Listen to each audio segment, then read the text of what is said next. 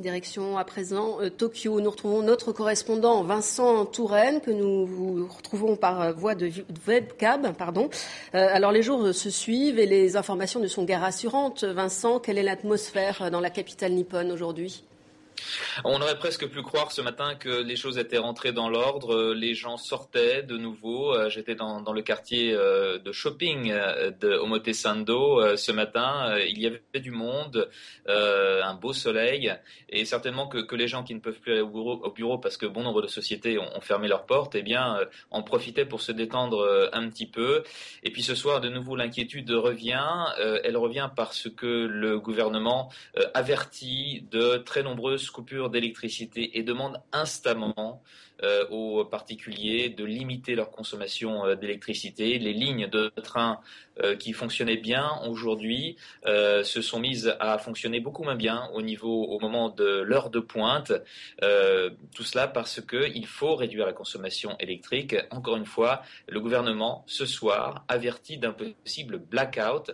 Et ça fait presque aussi peur aux habitants de Tokyo qu'éventuellement un nuage radioactif qui se rapprocherait de la ville. Alors, concernant ce qui se passe dans la centrale de Fukushima, est-ce que vous pensez que les informations données par le gouvernement sont suffisantes ? Est-ce qu'elles ne sont pas parcellaires ? Est-ce que les habitants de Tokyo n'ont pas l'impression qu'on ne leur dit pas tout ?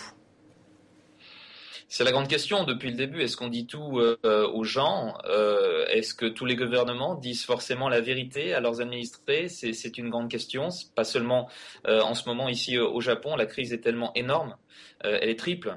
Séisme, tsunami et crise donc nucléaire.